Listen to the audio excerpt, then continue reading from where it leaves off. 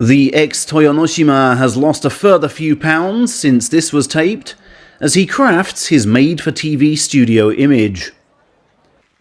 And his calendar's also getting packed with interview engagements, one of which was to talk about his relationship with money while dealing with the spending pressures that come with being a top sumo wrestler.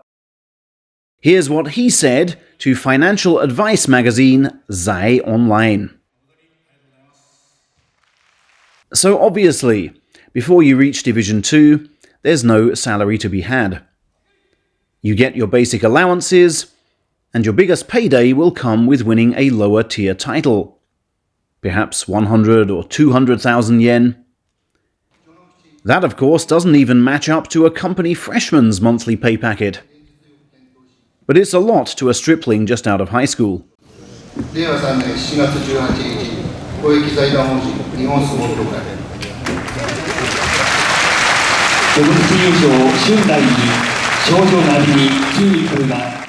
Sumo is a society of extreme class differences.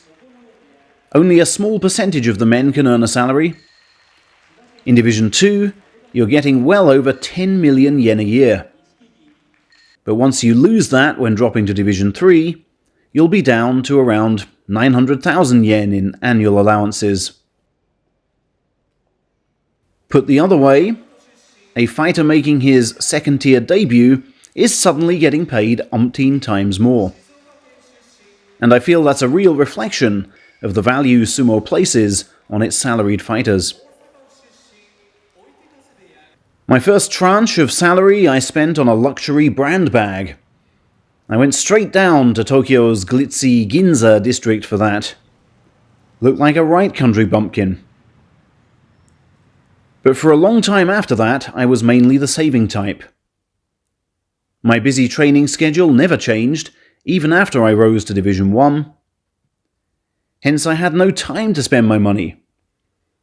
I'd just watch it pile up in my bank book with a satisfied smile. But well, you know, there did come a day when I felt, I've saved about enough, haven't I? And felt urged to spend like never before. Because I'd worked so damn hard for the cash and wanted some kind of reward. So I started to take my juniors out for dinner. Before long, I was doing that on most days. Then I'd be showing off and taking them to fancier restaurants. I was worried that if I kept taking them to cheaper places, they'd think of me as some kind of miser. And if the menu's expensive, the young lads are mostly polite enough to hold back on ordering big. But then, you wonder if they've really eaten enough. So, over time, I felt it was better for them to take us all somewhere cheaper, where they could pile up on the portions, including at all-you-can-eats. But doing that every night burnt a hole in my pocket, and my savings went down to virtually zero. So, when I wed my wife in late 2010, when I was at the peak of my game, even fighting it out with Hakuho in a top-tier title playoff, she was most surprised to find I had nearly nothing saved up. That's when I made up my mind to hand over my bank book to her. She'd be handling our finances and doling out for me only pocket money. We also made a rule that my base pay would be saved up and that only my prize money would be used for spending. So when I went into bouts with 10 sponsored banners placed on them, I'd be looking to up my pocket money by 300,000 yen, which you could say got me fired up.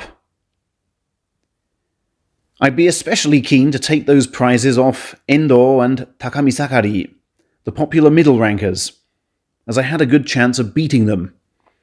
Against Ozeki and Yokozuna, while there might have been more envelopes on the table, my chances of actually winning those bouts were slimmer.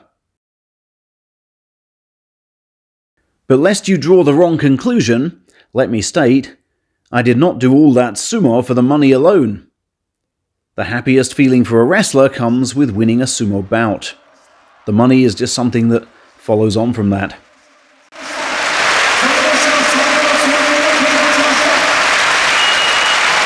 When I ruptured my Achilles in 2016 and fell back down to Division 3, a lot of people not au fait with sumo assumed I'd still get paid as before.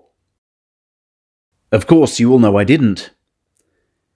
And it wasn't just my salary I lost, but my privacy too, for I was put back into the communal room with the rest of the lower rankers. Yeah, that sure reminded me of the severity of the sumo world. And the other scary thing is that, although you have no money, you still want to live as you did before. You just can't break those habits so quickly. So there I was, still treating my juniors to dinner and letting my bank balance drain away. Now, I had a lot stashed away from all those years of top-flight action, so somehow I made ends meet. Handing my wife control of my bank book was perhaps the best thing I could have done. But the final part of his pro-sumo chapter he's still reluctant to talk about. We fans sense, even without those tabloid reports for guidance, that money remained an issue to the end. And that even as an ex-Sekiwake and multiple special prize winner, he was unable to raise sufficient funds to even think about purchasing elder stock.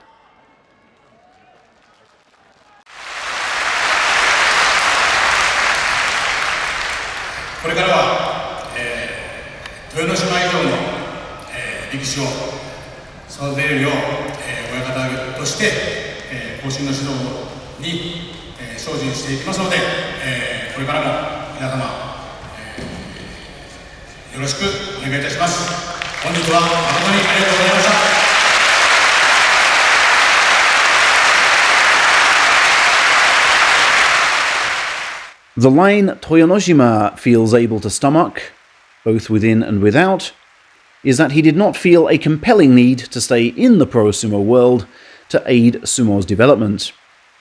He can still do lots on the outside, and, I would add, without the burdens of repaying those who would help him secure an elder name.